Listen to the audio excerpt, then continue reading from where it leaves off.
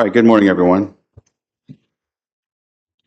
Today is June the 8th, 2026. This is your 9 a.m. regular edition of Lavaca County Commissioners Court. And with that, we will start with a roll call. Precinct 1. Here. Precinct 2. Here. Precinct 3.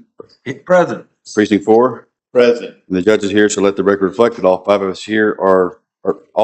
us are here present and accounted for. And with that, we'll stand for an invocation. Most Heavenly Father, thank you for life, liberty, and the pursuit of happiness here in Lavaca County. Bless this court as they make decisions today to better all of Lavaca County. And Lord, we just want to give you special praise and thanksgiving for the blessing of rain that you've given to Lavaca County over the last several months, and to nourish our grounds and our cattle and making life grow. And for that, Lord, we're so thankful and blessed. And we can't say thank you enough. And we ask for all these special blessings on Lavaca County as we make decisions today. We ask these in your name. Amen. Amen. Our flags. I pledge allegiance to the flag of the United States of America and to the republic for which it stands, one nation, under God, indivisible, with liberty and justice for all. Honor and Texas flag. I pledge allegiance to thee, Texas, one state, under God, one and indivisible.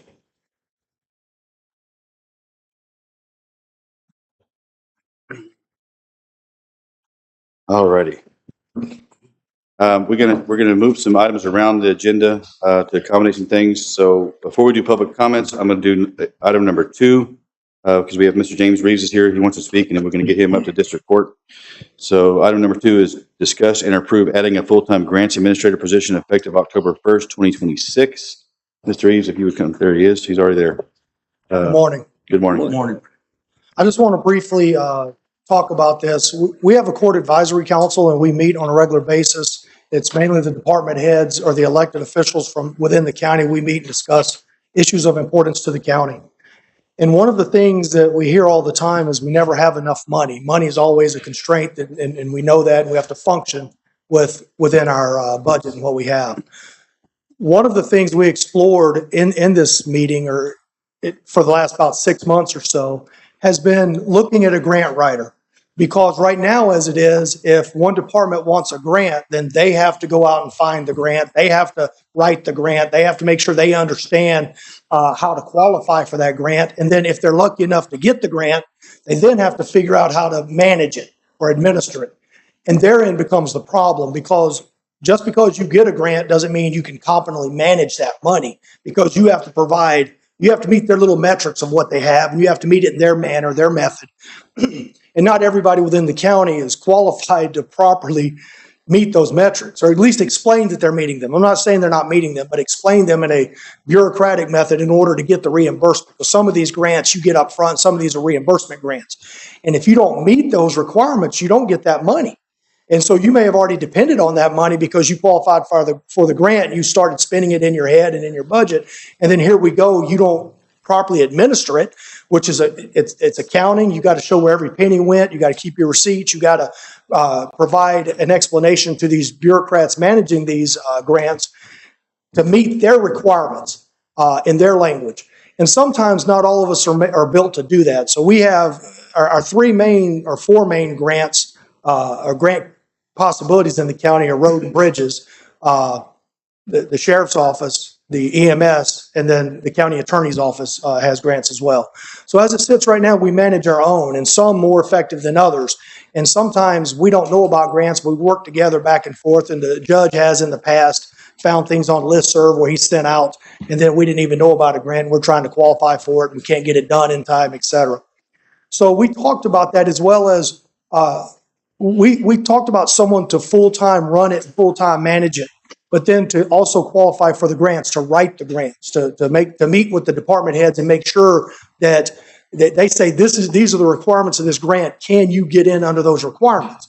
And when you say yes, they sit and they write that grant with your input on it, and they qualify you for the grant. If you're lucky enough to get the grant, then they will manage the money for you, meaning they will provide all the accounting, they will provide all the explanations to the bureaucrats who are overseeing those grants in order to make sure you keep the grant that you got. So rather than reinventing the wheel, we started going out and we interviewed other grant writers because some other counties around us actually have grant writers. And the one in Colorado County, and they have grants for all sorts of things, IT, so information technology. They were talking about how they were going after $1 million grant over there on an IT grant to help them upgrade their computer systems. But nonetheless, we talked to the grant writer for Colorado County, talked to one from Wharton, worked together in a small committee to come up with a job description and what we expect of this individual and the requirements and all. But we haven't actually talked to the Commissioner's Court to explain why we think we need a grant writer. So in talking to the one in Colorado County, she's brought in a little over $3.5 million that the county hasn't had before. And she just started last year, I think it was. So this should be her second year, as I understand it.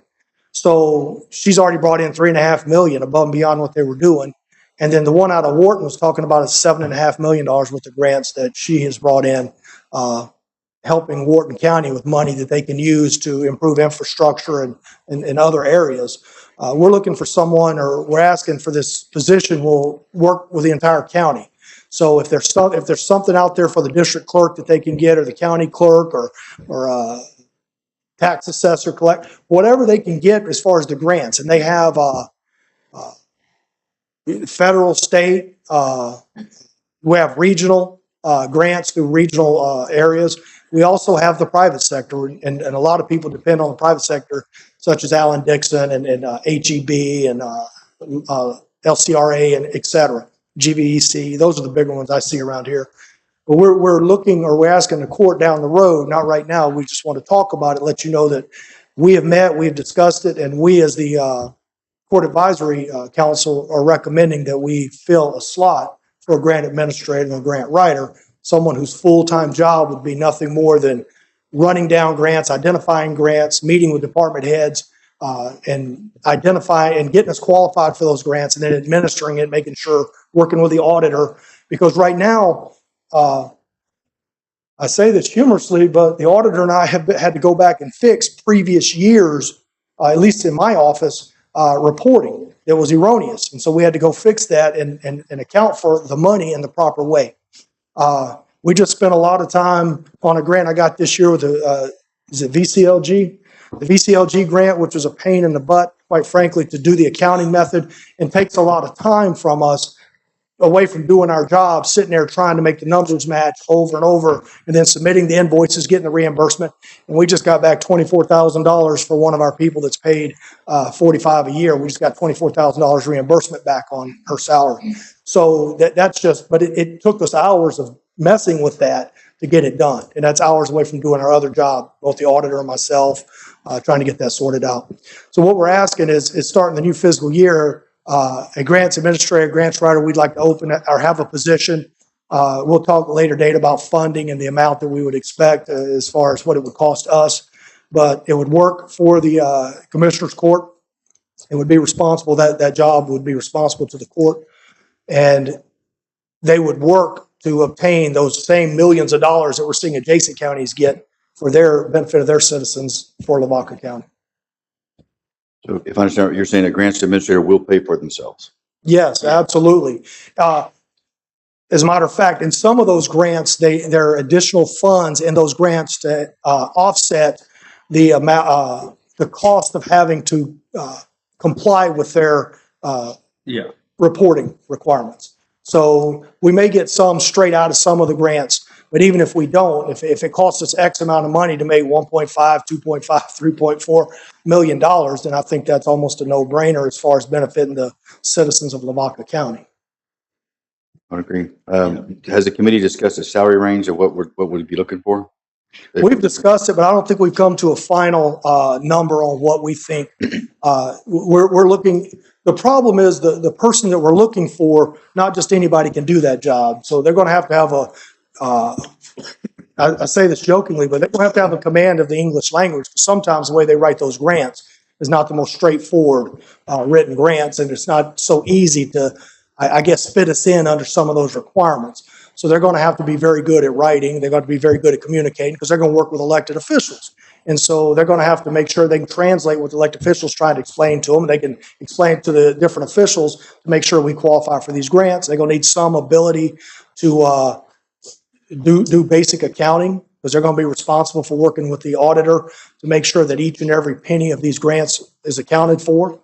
They're going to need to have a little bit of OCD when it comes to dealing with receipts and time, et cetera. So the qualifications, not just anybody can do the job. So I think we're looking at somewhere in the range of $60,000 to $100,000 a year based upon experience and their qualifications. But again, that's not a finalized. Any questions of the court members? No, I believe, well, Naylene's the one that helped us out, like with our general land office grants, and I know that can be a headache. Turn it over, that's one more thing off your plate. Yes, We are extremely busy with the two grants. right.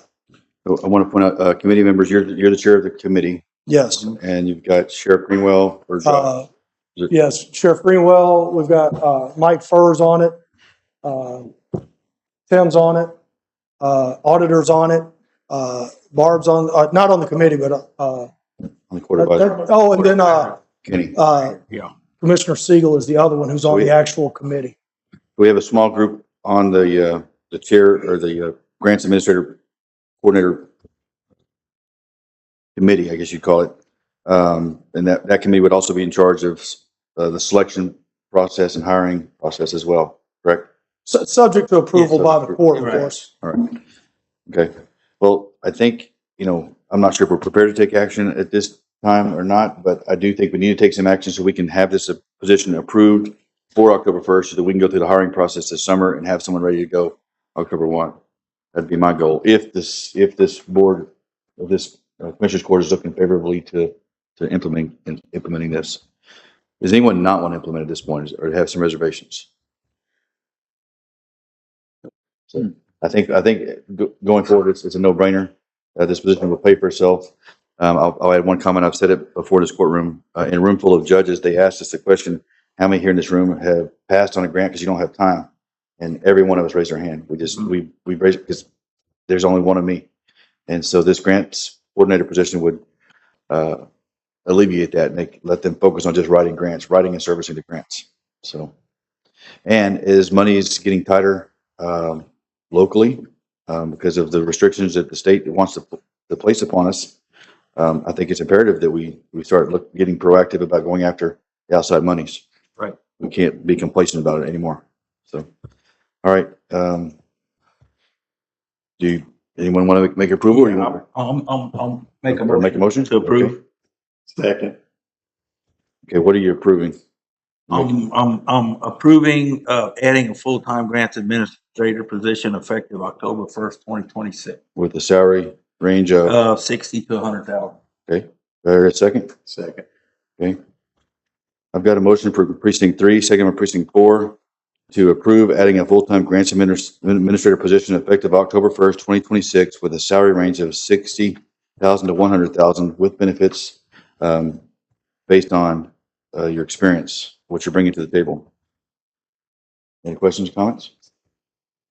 Hearing none. All those in favor say aye. Aye. All those opposed, same sign. That motion passes. Thank you, Mr. Reeves. Yes, sir. Appreciate it. Okay, as I said, we're going to move around. We're going to go back to number 1, announcements, public comments. Anyone here want to come forward? I think, Shannon, you got some things you have to tell us today. Good, bad, or ugly, mostly ugly.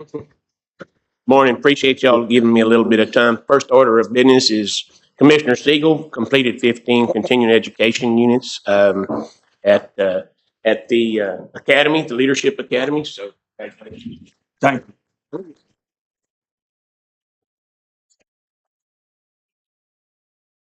Is he responsible for the screw worm? Well, that was the fun part of what I'm going to talk about. Of course, I want to put the mealy bugs in the table. as everybody I'm sure has heard, New World screwworm has made its way to the U.S. last week. A couple of cases in the La Pryor area.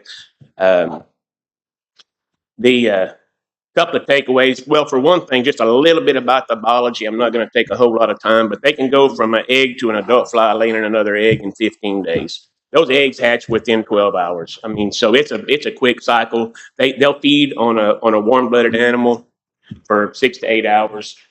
I mean, excuse me, 6 to 8 days, and then they'll fall off, pupate, and then come back as a fly. The New World screwworm is attracted to a wound, open wound on any warm-blooded animal. It's rare in birds. Livestock is our primary concern. It can happen in birds. It can happen in humans, believe it or not.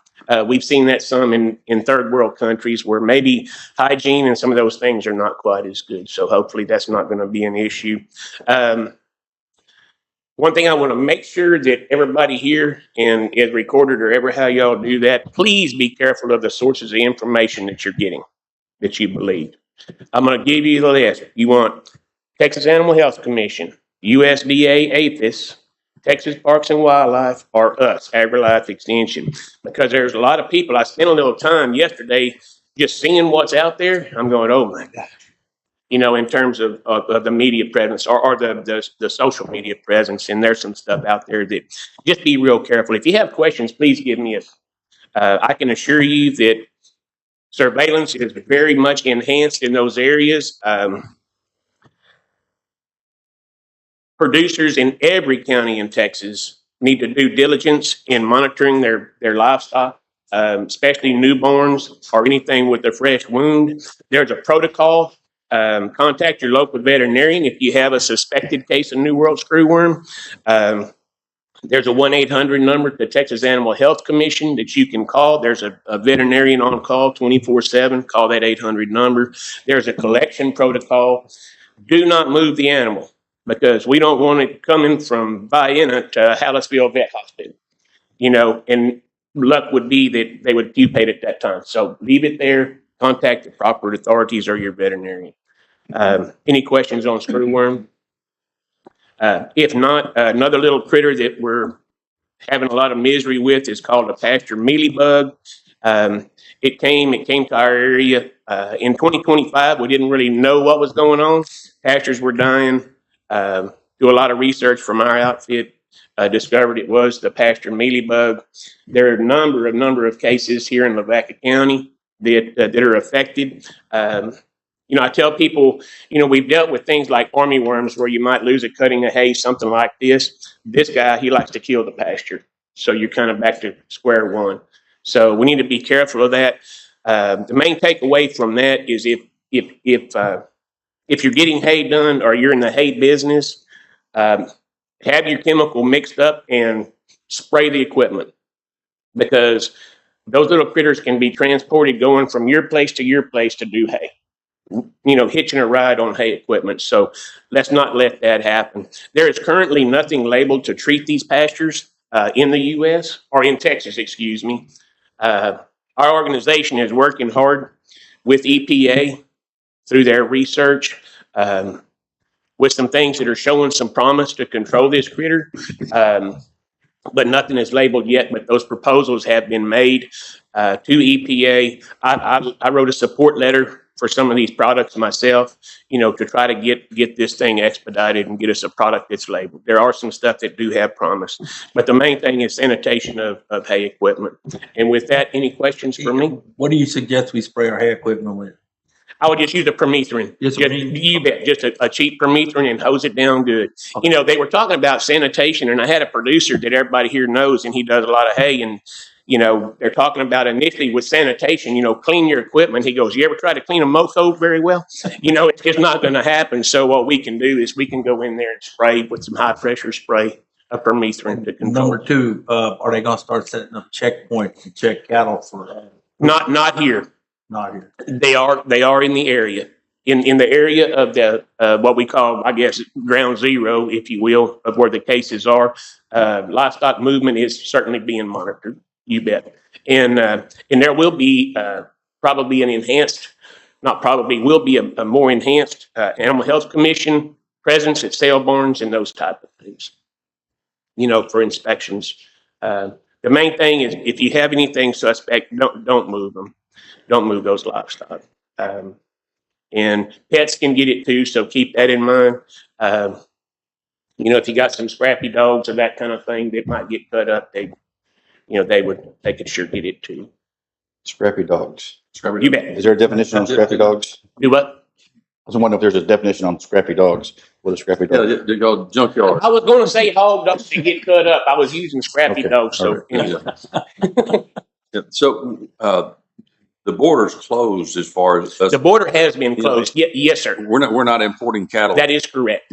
from Mexico. That is correct. We are importing beef.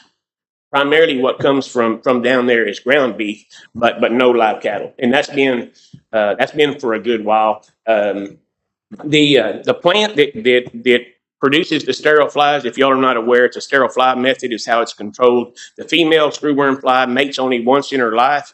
And so we try to flood the area with sterile flies to where when she does mate, she's going to be infertile. That plant is in Panama. It's owned by the U.S., but it's in Panama.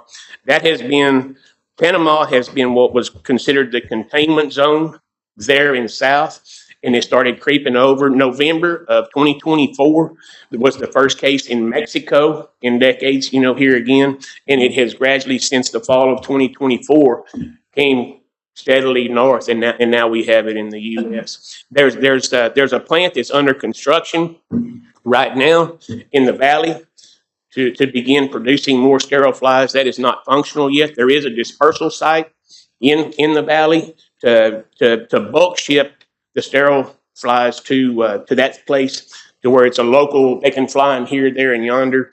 On this ground zero where those cases were, they're bombarding that area with sterile males or sterile flies to try to help control the situation. But just be aware, there's going to be some changes perhaps if we do get it here in management that will need to be worked through. We're talking about in terms of calving season when it's not during fly season. Let's shift our calving time to December, January, February, where the flies aren't active. Being very diligent when it comes to calf working time, when you're going to create your own as the rancher open wounds, whether it be from an ear tag or castration or dehorning, those type of things. So we'll have to be very diligent at those times. There have been several products. I'm not going to get into that right now. If you have questions, you can let me know. Several products are approved for New World screwworm control. There's some topical stuff, if you see it, to treat, but our entomologist group is advising people to be real careful. Don't get in panic mode and start using some of these special labeled products before it gets close to us. Because what happens with any product and any insect, they become immune and the product becomes less effective. So don't start just because product XYZ is labeled against New World screwworm and it's 214 miles away. Don't necessarily start using it, if that makes sense. If y'all have questions, y'all can give us a call at the office, and we're happy to help. I will take my hat off. Where's Mr. Morelli? He's doing a good job for Lavaca County in terms of social media with his social media presence. As we talked about earlier in this little talk, be careful of the source. He's using Texas Animal Health Commission, so that's a good thing. You can hang your hat on that one. I think that's the best comment I've heard all day. Is what you're getting off of social media. Make sure you're getting reliable information. And now we really don't know most of the time if you're getting reliable information. Right. There a lot of people have opinions.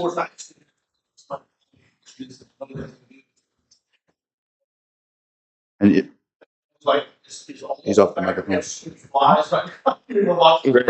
Greg, if you're going to speak in the microphone, because we changed that because you can't hear if someone's speaking from the back.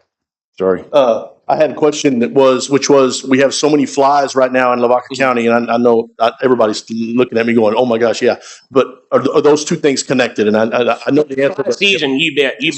Any type of fly is going to be more active in favorable weather. Which is now, that's what, we're just going to have to plan some things around the colder weather. Don't start sending me pictures of blowflies because I can't do that. It's very similar to just a regular blowfly that's going to be on a carcass, those type of things. So, but we are here to help. So if anybody has any questions, any of your constituents, please have them give me a call. Thank you. All right.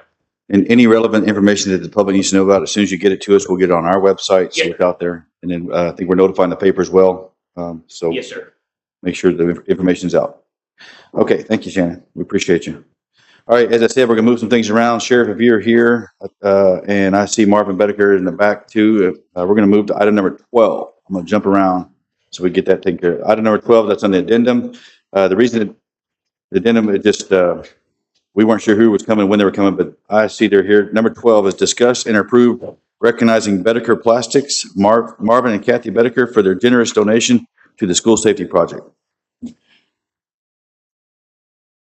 Good morning, Commissioners, Judge, Good morning. Lavaca County. I am actually extremely excited to be standing here in front of y'all this morning, and I'm gonna do my best to tell you why. So when we started this endeavor of reestablishing Lavaca County Sheriff's Office over a year and a half ago, one of the many things I attempted to do was first and foremost, bring in the best and brightest, right? There's over 50 employees at Lavaca County Sheriff's Office, myriad number of different duties that are demanded by the taxpayers and we're obligated to do. And so the goal was to find the best and brightest to perform those. Secondly, was to find a problem, come up with a solution, execute that solution, and go about improving the services and the products provided to Lavaca County Sheriff's Office. Fast forward to the latest legislative session and the Uvalde Strong Act that came out as a result of the horrific event that took place in the Uvalde School District years ago. And a whole bunch of legislators attempted to do the right thing. In my opinion, in many opinion, it was all with goodwill. However, they tend to put the cart before the horse, as they did with some of the things in Uvalde Strong. One of those things was that it required all school districts, all schools, to have entry tools. That is a battering ram, if you will, most commonly used layman's term anyway, and a rifle-rated ballistic shield. Because of the deep dive they did into the Uvalde episode, or Uvalde tragic event, I should say, they decided that that would work to resolve some of the issues, God forbid it happened going forward. So they did that. They mandated that all the schools have those like effective immediately, and yet they failed to provide the funding. Well, those tools are extremely expensive. And for those of you who don't know, we kind of jokingly say 10 and a half schools in Lavaca County because there are 10 and a half being Yoakum, some of its buildings, but you can see that that's a lot of money. It's a lot of effort that must go into a very important project. So going back to what I said, bringing on the best and the brightest, the schools started coming to us and there were overwhelming needs and demands. And I said, you know, I can't do a good service to the county. I need somebody to come in and help me with this. And enter Neely Yackel. Neely Yackel came on with the Lavaca County Sheriff's Office, as everyone here knows, some time ago, wearing many hats. She came on to fill a position as records clerk, but the reality of the matter is a larger responsibility that she has is that of school safety liaison. And we brought Neely in to address all those things that were coming down to from the legislators and from common sense law enforcement approach to providing safety and security in schools, and to address that with all the administrators and teachers that are out there. And when Ms. Neely Yackel walks up and sits down at the table, her reputation precedes herself. She speaks a language, frankly, that I and other law enforcement don't speak, that educators and administrators speak. She bridges a culture that I can't. And she has a way with doing exactly what I asked of her, and that is find a problem, create a solution, and implement that solution. So I am about to give the floor to her to describe what the problem was she found, what the solution was that she came up with, and how we executed it. And that's how Mr. and Mrs. Bedecker and others will come into play. So, Ms. Yackel. Good morning, gentlemen. Good morning. So thank you, Sheriff Greenwell. We have House Bill 33 that came about from the Uvalde tragedy in 2020, too. And part of that was to, just like Sheriff said, to provide our schools with the proper equipment that they need as far as breaching tools and shields. To properly fund all of that for our county schools is approximately $86,100 for that project. That does not cover the sheriff's office, any of our units. That's approximately, it's over $200,000 to do that. But our goal right now is just to get these in the hands of our administrators for 2026-27 school year. The goal is to get that in their hands by the first day of school. We don't have the funding. They don't have the funding. And so we got creative. We sat down at the table and got creative together. And we said, you know what, let's go to our stakeholders in the county and start asking for private donations on this project. And so one of the first people that we met with was Mr. Bedecker from Bedecker Plastics in Shiner. And Mr. Bedecker has been such a generous donor through the years. He and his wife, Kathy, have supported many, many things throughout Lavaca County through the years. And so we went to Mr. Bedecker, and Mr. Bedecker was more than willing to give to this project. We also went to the Don Casper Foundation. They also gave to this project. We will be coming back to you in future meetings to tell you other donors that have come to the table, because we've had some of those recently, and we have some more people that we need to go to in the weeks ahead for this funding project. But like I said, our goal is to hit that $86,100 in enough time to have these tools in our schools. And that way we have that covered. At least that is checked off the list. There is a whole litany of things that we have to do to make sure that our schools are covered and our kids are safe every day when we drop them off. Just to learn. I mean, it's crazy that we have to even have these conversations, but we do. And we have to make sure that we're doing what we need to do to make sure that our kids and our teachers are safe every day when they're in schools. And so we're just doing our part, and we really, really appreciate Marvin and Kathy Bedecker being here today, and the Don Casper Foundation as well for their contribution. If we could, Mr. and Mrs. Bedecker, would y'all come forward, please? I'm also ask Captain and Chief Deputy. Yes, Captain please. Vaslov to come forward as well.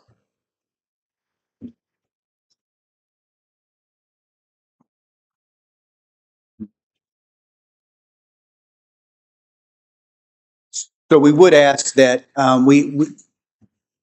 again, we're here for Mr. and Mrs. Marvin Bedecker, and Bedecker Plastics made a generous, extremely generous donation to this, frankly, what we're calling the Lavaca County Strong School Safety Initiative. Awesome. I don't mind saying they gave $25,000 to this initiative. And we will in coming weeks have, as Ms. Yockel said, some others up here, including those from Don Casper Foundation. But I just want to personally thank you both. From the get-go, as Neely mentioned, when we sat down with Mr. Bedecker in his office, there's a sincerity about you, sir, that I know permeates the entire business, because your success speaks for itself. But not only that, giving the way you give back to the community, the way you both do, is just overwhelmingly joyful, I guess. I sat there going, this is the sort of legacy I want to leave if ever given the opportunity. So I thank you both very, very much for your extremely generous donation. I told you once, I'll say it again. I promise you it will be put to very good use. And again, thank you both. Thank you.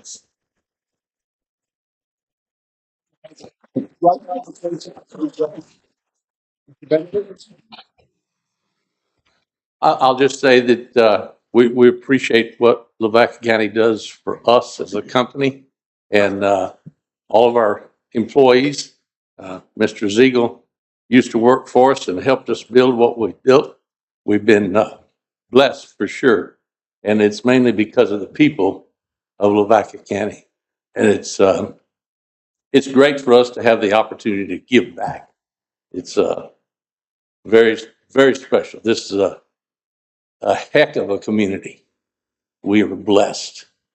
Amen. I do business all over the country, and you'd be surprised the problems and issues that people have that we don't have here. So count your blessings every day. Amen. Again, Thank thank you all. All right. But we want to get a picture. Before we get a picture, I want to make, do I hear a motion to I'll make approve? that motion. Do I hear a second? Second. Second by 2 and 1, but, motion made by precinct 3, second by precinct 2 to approve recognizing Bedecker Plastics, which is Marvin and Kathy Bedecker for their generous donation to the school safety project of the $25,000 donations. Thank you very much. We appreciate you. And now if we can, if y'all will come up here, get a picture. Oh, all those in favor of approving, say aye. Aye. All those approved, same sign. Sorry.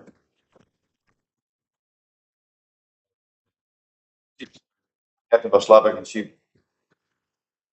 Purpose up here as well. Yes.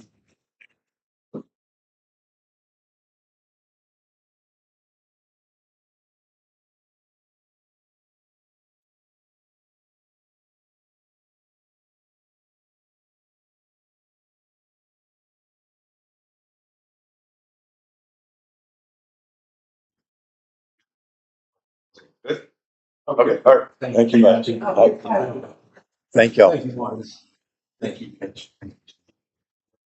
Yeah, keep those mini bugs and everything under control. I'm not sure we can do that.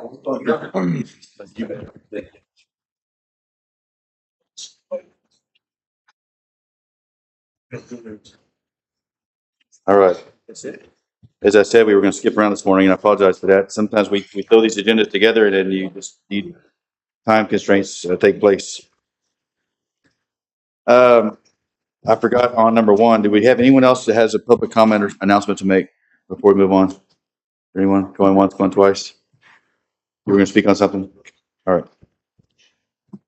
Just wanted to touch base about the flooding situation over the weekend. It's not often that we have a situation like we had there where we get 6 inches of rain in 2 hours in a very small area, which was basically right over the city of Hallettsville. We did our best to try to keep up social media wise with letting everybody know what was going on and stuff. But, that time period between 5 and 7, and I know I live in Shiner.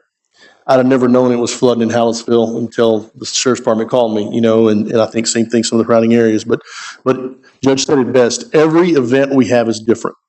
And so we learn from every single one of those. And one of the things that we learned is we have lots of gauges, but we don't have a gauge on the 198 bridge. But the 198 bridge is our manual gauge that we use. And we know when water goes over that bridge, what's going to happen. Water never got within 12 inches of that bridge. And that's because all the rain was here. Nothing was north. So the fact that we got so much rain in such a short period of time and that runoff, that's what led to that 14-foot rise right here at the bridge. That was all rain that happened here. So just a unique rain event. We were never in any kind of danger or anything like that. We were running. Alarm said we never even got an alarm because we never got to that point. So flood stage here, just so everybody knows, is 26 feet. So we were 10 feet below flood stage as we were doing that. So just wanted everybody to know what was going on. Again, Judge and I were in communication the entire time.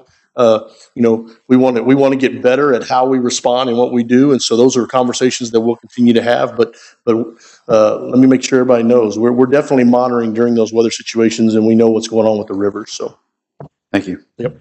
Thanks, Greg.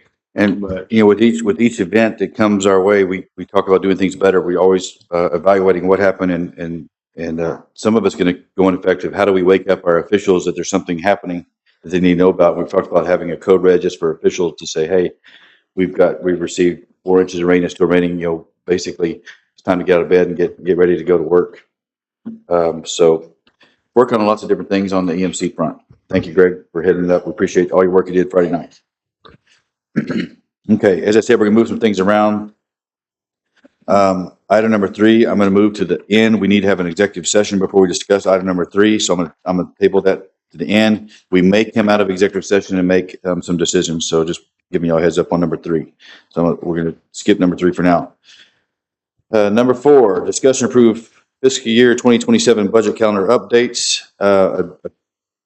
An email went out to all officials this morning. Your budget worksheets for officials and department heads are available in the judge's office. You have to sign for those budget sheets. This is your initial push. This is basically last year's budget, and you tell me if you need changes or not. Those will be due back in the judge's office by July 14th.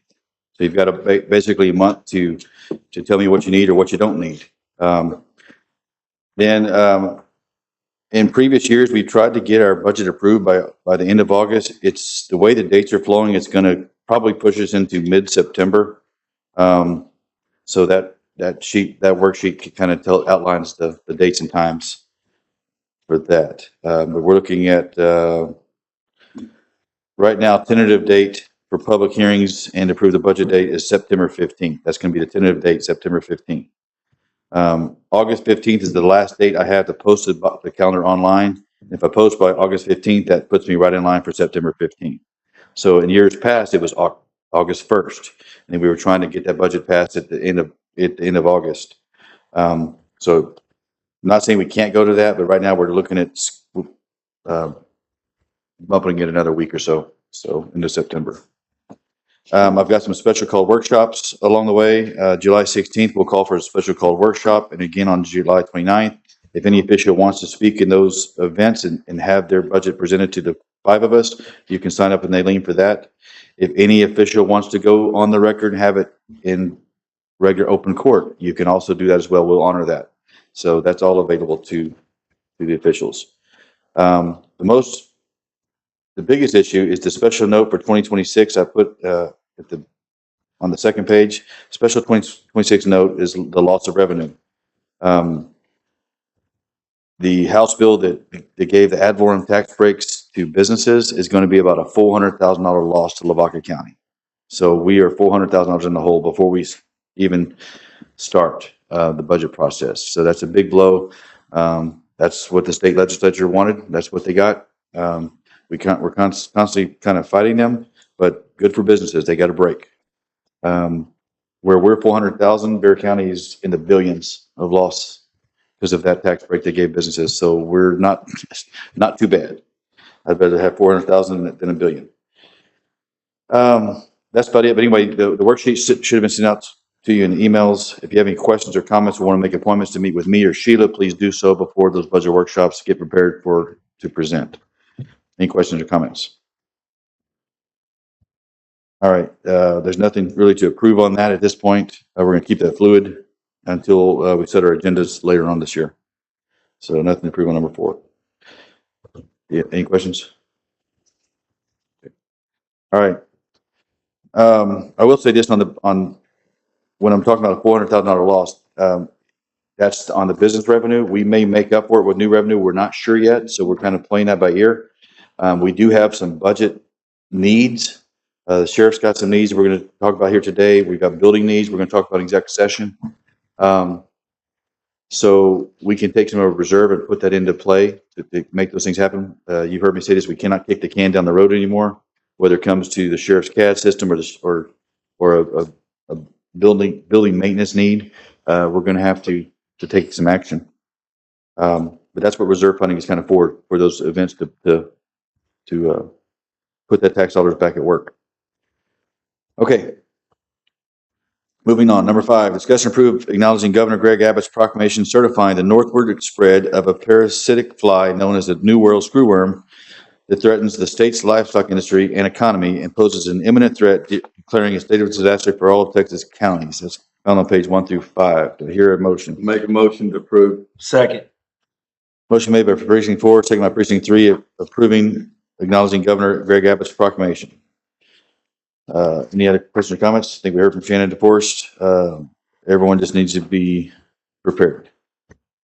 All those in favor say aye. Aye. All those opposed, same sign. That motion passes. Number 6, discuss and approve supplemental letter of agreement to the interlocal cooperation agreement between counties and cities associated with Operation Lone Star for law enforcement services. That's found on page 6 through 7. Captain Vaslavic, you want to say anything? Sure. So in January 2025, the sheriff's office, soon after Sheriff Greenwell took office, came before the court and entered into our first agreement with Operation Lone Star Task Force, which is just a combination of multiple, especially South Texas agencies, both sheriff's offices, municipality, police departments coming together in an effort to help with Governor Greg Abbott's border security initiative, Operation Lone Star. periodic review and revision of those agreements is common business practice. This supplemental agreement ultimately expands that agreement to include smaller scale operations or mutual aid between counties on a one-to-one basis instead of what the original agreement covered would be more of your large scale operations where you see, like 20 different law enforcement agencies come into an area in a collaborative effort for an operation. This would allow us to fly under the Operation Lone Star flag on a more local basis. Say if Gonzales County Sheriff's Office needs some assistance with some enforcement, the Sheriff's Office here would be able to go there just on a one-on-one basis and assist them. Our problems are our neighboring counties' problems, vice versa. So this is just about collaboration and just being able to expand how we fly under that Operation Lone Star flag. Okay. Thank you. Do you hear a motion? I so moved. Second. Motion made by precinct 2, second by precinct 1 to approve the supplemental letter of agreement to the interlocal cooperation agreement between counties and cities associated with Operation Lone Star for law enforcement services. Any other questions or comments? Hearing none, all those in favor say aye. Aye. All those opposed, same sign. Motion passes. Thank you, Jim. Josh, Kevin. Number 7, discuss and approve software agreement between IntelliChoice Incorporated, DBA eForce Software, and the Lavaca County Sheriff's Office, and discuss funding. It's found on page 8 through 40. And we've got Chief Deputy Carl Herbst coming forward. And just for full reiteration, if you weren't here last week, last court session, Carl did a wonderful job of walking us through the program and the needs, and we just got hung up on the funding of it. So that's why we're here today. Morning, Your Honor. Good morning. Thank you. So, one of the questions from my last presentation was a financing option. Ken Clark, Vice President of the company, who's actually been the rep during this entire negotiation, has agreed to cut the balance in half. If we can do one payment currently, the other payment due in October, that would be sufficient for him. That would put $188,087.18 due today. Can you repeat that? $188,087.18 due today, and then in October, he would be willing to accept the other half, which is $188,087.17. Okay. And if we make this decision today, where's the money coming from? Reserves. Okay. So we're going to have, this is one of those times where we kind of consider it. We've been working on this project for a couple years. It got derailed and we didn't have it budgeted, but it is, there is a sense of emergency because this is affecting all emergency first responders. That's all police departments, all fire departments, the EMS department, the sheriff's department. This is going to put this is a major fix for the sheriff's office, the way I understand. So, you hear a motion? How long is it going to take to implement this program? 4 months. 4 months? Yes, sir. It's all web-based, so they don't have to come into our office to set up any hardware or anything of that nature. It would be just like you logging into your Facebook account. Same process. Is there boots on the ground type of stuff when they're working in our squad cars and different things for software, or is that's on us? No, sir. It would just be a matter of either IT or Peacemaker setting up that website for each user, and then that would be it.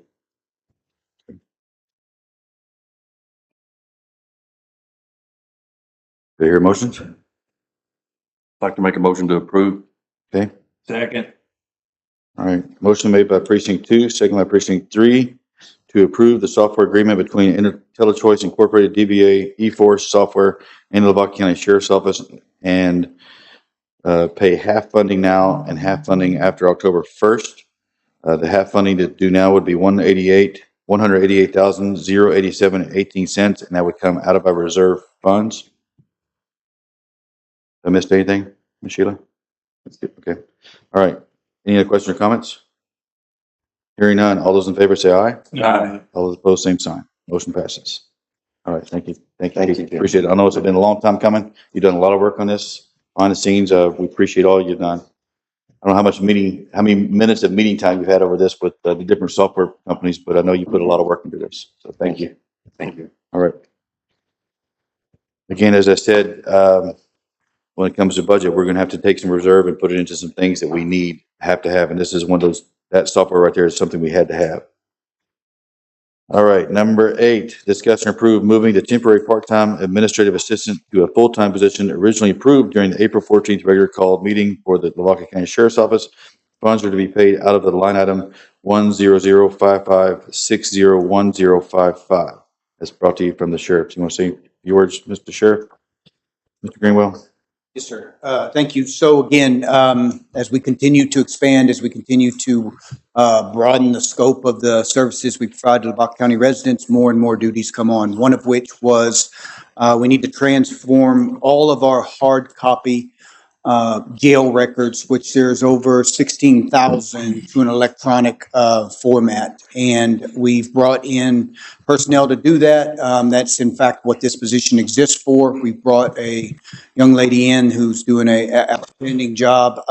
She is working full-time though. She is working full-time, 40 hours a week. And so got with the auditor's office and others and said that this was the right thing to do, move her from that part-time to full-time status. And we're moving money from a deputy's line over to her line to Yes, her at this time. Yes. Okay. And then what I'm telling the court today is that'll go from now to October 1st. And then when he presents his October 1st budget to us, we'll reset what's going to happen for October 1st. Make sense? Yes. All right. So with that, do I hear a motion? I move we approve. Second.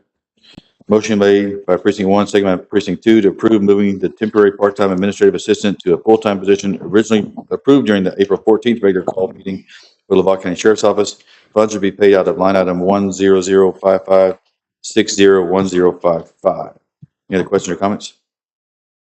Hearing none. All those in favor say aye. Aye. All those opposed, same sign. Motion passes. Thank you, Sheriff. Thank you, John. Okay, moving right along. Number 9, discuss and approve the implementation of Paylocity as the county's payroll, human resources, and accounts payable platform, replacing the Tyler Technologies time and attendance system. That is brought to you by our auditor, Madam Auditor. Good morning, everyone. Good morning. So we've had several demos going forward. I want this to be a county-wide decision, so I've included as many people as I can in this decision. I've asked for feedback, and I've gotten nothing other than, change is difficult, of course, but it seems like everyone was okay with the Paylocity. We've gone ahead and kind of gotten their subscription contract, their payment contract. We've done some redlining, and they've been great at accommodating the needs for Lavaca County to the point where they've reduced the initial subscription term. They've reduced how we're being paid on a renewal rate. So they've done great with helping us through that. I've had the attorney look at it as well, and we're confident that the contract is sound. We do believe, as many of the demos as the HR coordinator and I have looked at, we do believe Paylocity is a great thing, not only for now, but as we continue to grow and as we continue to bring more people on. So we are hoping that we can get that approval. It is quite a process to integrate. And so it would take the rest of this summer to get all the data in there, and we would have a go live date estimated for October the 1st. Okay. I also have Cole Solomon here with Paylocity if anybody has any last minute questions or would like any more information as well. I have none. I think we did have a special called meeting on this where we had the commissioners in the room with a bunch of department heads, and we didn't have anyone that was objecting to moving to this. So I Yes. think it's a unanimous decision. This would be replacing Tyler Technologies time and attendance. Our renewal period ends October the 1st, so we don't have any extra fees there that we'd be losing out on. Paylocity is just a slight bit more, but we have to look at what they're offering. Right now, this is an HR platform where we could have applications online. They can fill them out. It's really keeping the documents in a electronic format, backed up by cloud, of course.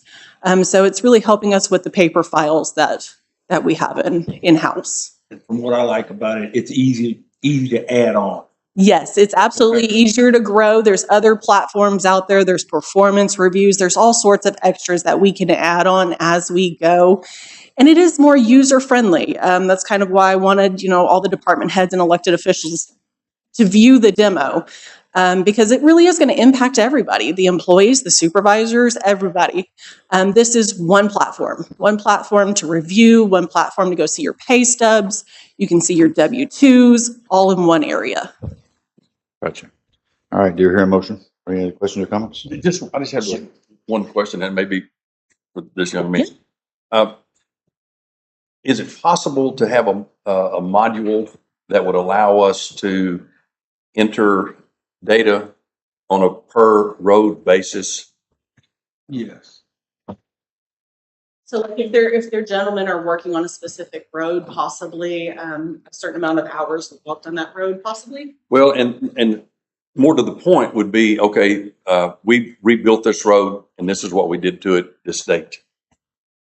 You could Your go back and data material, mine. your time, your labor, everything on it. Yeah. So I believe you're going more to the automated AP aspect side of this. And yes, our documentation would be able to carry, especially if we put it on their purchase orders, Yeah. it's going to continue to follow through. And we have those reference fields where we can list those county roads, and then we could probably go back and see those references. And we could go back and data mine that if we wanted to. Okay. Okay, thank you. Any other questions or comments? Do I hear a motion? I'll make a motion to approve. Second. Motion made by precinct 3, second by precinct 2, to approve the implementation of Paylocity as the county's payroll, human resources, and accounts payable platform, replacing Tyler Technologies' time and attendance system. Any other questions or comments? Hearing none. All those in favor say aye. Aye. All those opposed, same sign. Thank you, Motion gentlemen. passes. Thank you. Okay, number 10, discussion and approve certificate of exemption from subdivision requirements for Joe Nascora that's found in precinct 2, and that's found on page 41 through 44. Aileen, you want to walk us through it? Yes, it's just a 31-acre tract. They're surveying an acre out of that for their son to gift deed to him, so it does meet the exemption requirements. The tract is located off of County Road 250 and will have direct access to the county road. Okay. That makes sense to you, Mr. Wayne? Absolutely, makes perfect sense. All right, do I hear a motion? I still make a motion that we approve the certificate of exemption for Joe Nascora. Okay. Do I hear a second? Second, yes. All right, I had a motion from precinct 2, second by precinct 1 to approve certificate of exemption from subdivision requirements for Joe Nascora. Any other questions or comments? Hearing none. All those in favor say aye. Aye. All those opposed, same sign. Motion passes. All right, we're going to flip the page and go to, I think number 13. Are we tabling number 13? Someone? Okay, number 13 has been tabled to another date. So you can scratch that. Number 14, discuss and approve timeline and public hearing dates for the update and or revising the Lavaca County guidelines and criteria for granting tax payment in a reinvestment zone created in Lavaca County that was last updated April 14, 2014. Okay, so we approved going forward last time. We went back to Allison Bass, and Allison Bass is going to walk us through the timelines and the public hearing dates. Do we have those dates yet or not? No.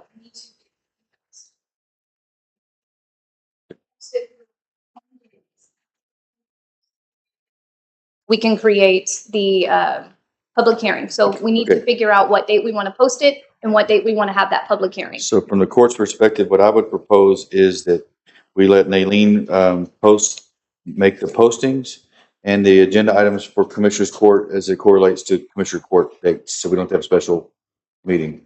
That, we understand it? We have to do a public hearing first, yes. But it'll be a public hearing before on the same day of Commissioner's Court, basically.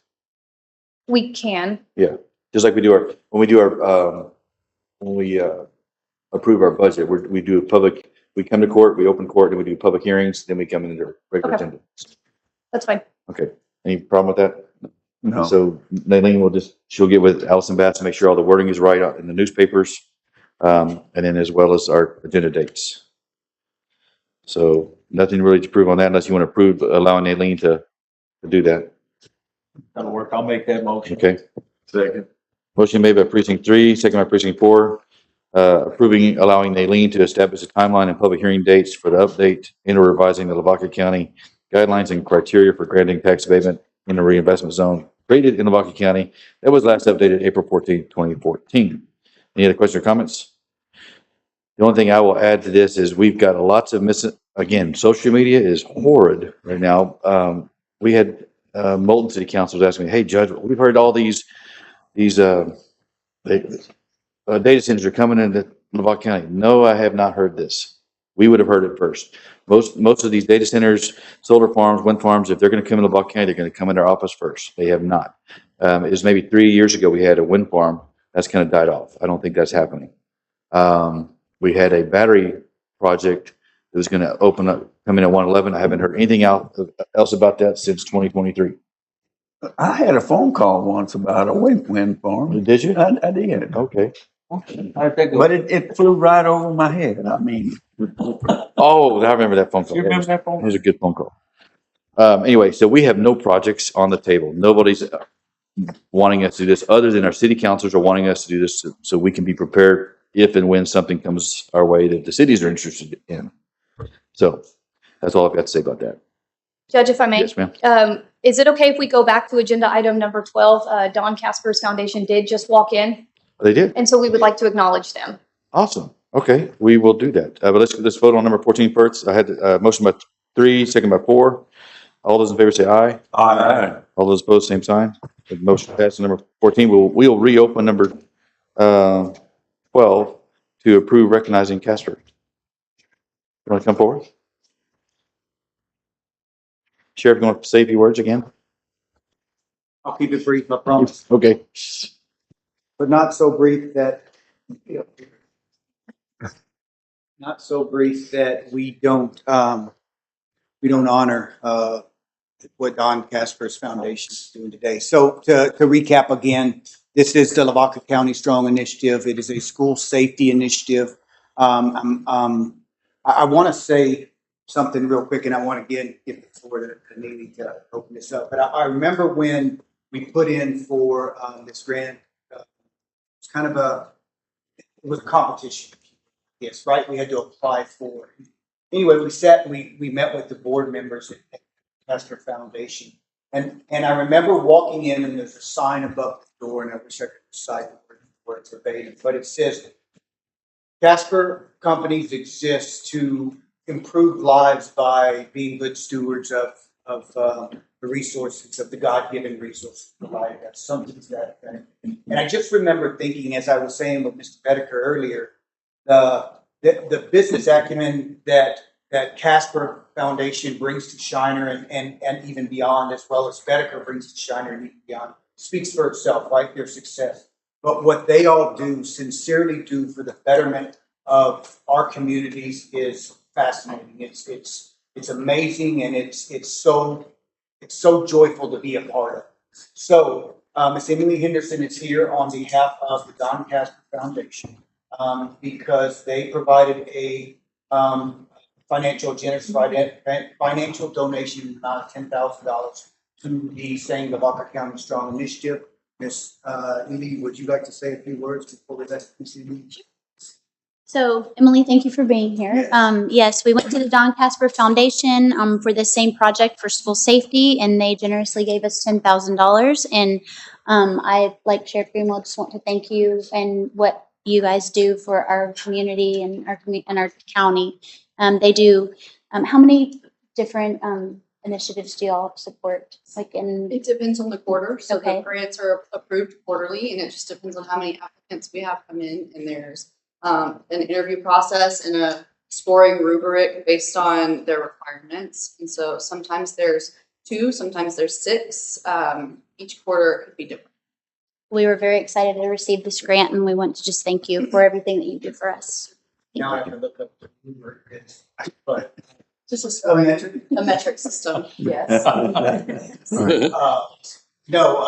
it was myself and Ms. Nita Yako. We had Desmond, our new mental health caseworker, as well as Ricky at the table with you and others, and it was an absolute fascinating, interview. It was a meeting more than an interview, and it's just, I'm 57 years old now, and as you start, all you gentlemen know, as we start getting older, you start reflecting on your different priorities, and Youngest. I'm Mr. Becker said it again, and I'll share some comments.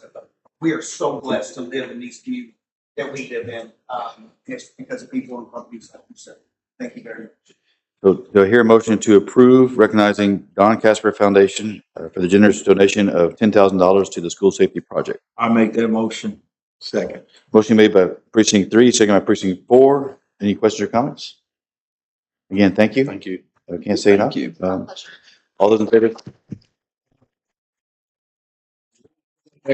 All those in favor say aye. Aye. All those opposed, same sign. Motion passes. And if we could get a May I picture. make one comment? I believe if I got my history right, Casper's been around for 5 generations in Lavaca. 5. Wow. Josh, you want to come, Captain? Come forward. Greg Morelli, you want to come forward? You're kind of involved with this. As EMC, you're kind of involved with this as well.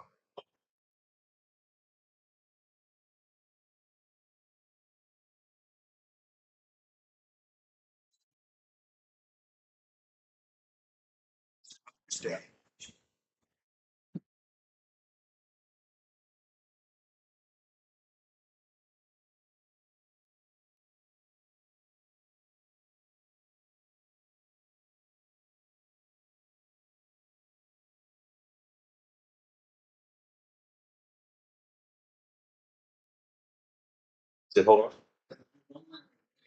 Yeah, hold on.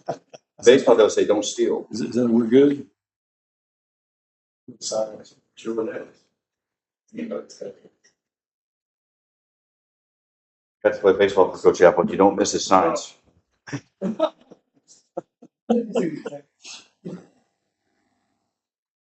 Good. All right. You got a thumbs up. Thank you. Thank you.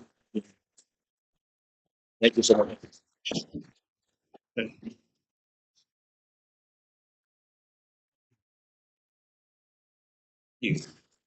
All right, again, I apologize for skipping around back and forth, but it's necessary sometimes. Okay, we're gonna go back. If you remember, I skipped number You remember? 3. Number 3 is discussion and approve county buildings, plans and improvements, and I need to have a quick executive session with the court before we proceed. We may come out and make a motion, or we may not. So I want to make sure that's clear.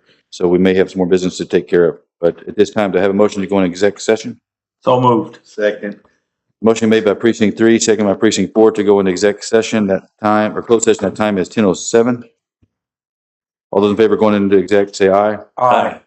All those opposed, same time. We are in closed session until further notice. We're going to go back to my chambers.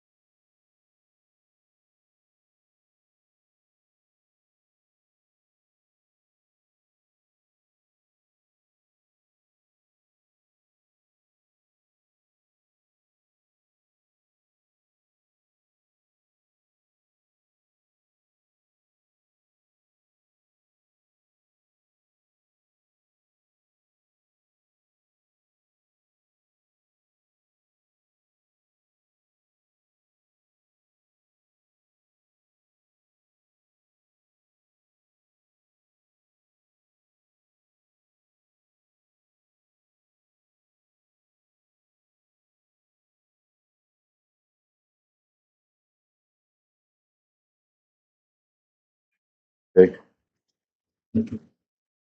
Okay, we went into closed session at 10:07. The time now is 10:57. To hear a motion to close the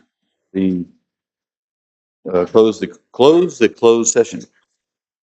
Hear a motion? Don't move. Second. Okay, motion made by precinct 3, second by precinct 2 to close close executive session. That time is 10:57. All right, we were in exec session, closed session, discussing our building needs, wants, desires. We've been discussing this for, I don't know, 3 or 4 months. We've been prioritizing our needs and so forth. So at this time, I'm going to read our projects, and I'm going to ask for a motion to approve those projects. Did we not vote? All in favor of closing closed session, say aye. Aye. All those opposed, same sign. Thank you, Barbara. And that time still is 10:57. Okay, so we've been, it's no daunting feat to have to spend money on buildings, whether we're improving a building or improving a parking lot, whether we're putting technology in. It's, we don't take it lightly. This court collectively, we spent probably $1 million to date since January 2023, revamping buildings, putting technology in, putting security in. So we've already rolled the ball. It's going that way. So I'm going to summarize what we're going to take. We're going to probably take some action on it if I hear a motion. But so first part, we need to get squared away on the courthouse project. We're back on item number 3, discuss and approve county buildings, plans, and improvements. So I'm asking the court to approve going after a $400,000 grant with the Texas Historical Commission for the basement project. We've already applied for that grant, but I'm just asking for the approval of that. I'm asking the court to agree to go out for drawings of the annex parking lot and drainage and sidewalk project. So I'm asking for that approval. I'm asking the court to proceed with plans and exploring the possibility of building a new Medic 1 and 2 EMS building with administration offices and a joint EOC for the fire departments, EMS department, police, and sheriff's office to use together. And that would be out at the sheriff's office complex. We're also asking to set aside funding for Medic 5 if we get control of the whole building on Medic 5 to totally do a refab and re-gut on Medic 5. That's in Moulton.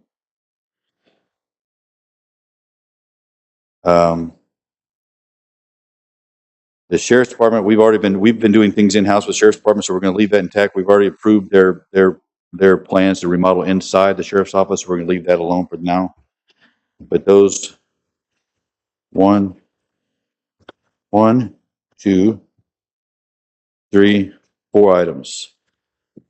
That's what I'm asking to make a motion on to proceed. Do I hear a motion? I'll make that motion. Second. Motion made by precinct 3, second by precinct 4 to proceed with plans to bring back to the court in those areas. Do I need to redefine them? Barbara? Do I need to redefine those areas, or do you have them? Okay, all right.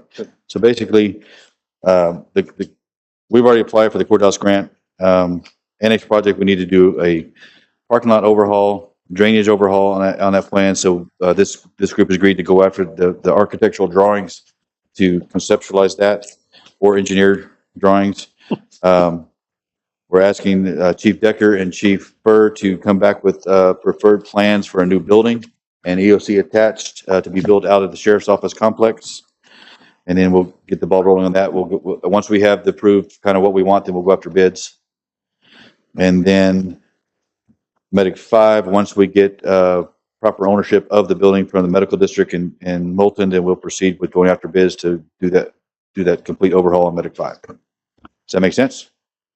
All right, so I had a motion for precinct 3, second by precinct 4. All those in favor of that plan, say aye. Aye. All those opposed, same sign.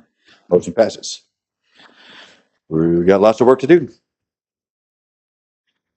And with that, we haven't done our consent yet, so we'll move into item number 11, our consent agenda.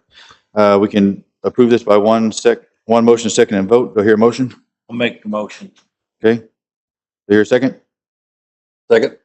Motion made by precinct 3, seconded by precinct 2 to approve the consent with one motion, second, and vote. All those in favor say aye. Aye. All those opposed, same sign. Motion passes. We are in consent. Our microphones will go off until we're out of consent.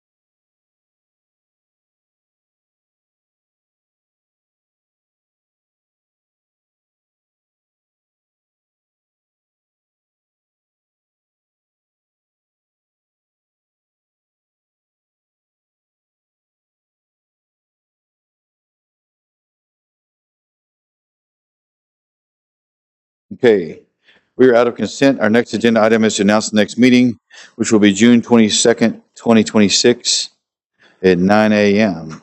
Do I hear a motion to adjourn? Motion made by precinct 2, second by precinct 1 to adjourn. All those in favor of adjourning say aye. All those opposed, same sign. We are adjourned till June 22nd. Thank you.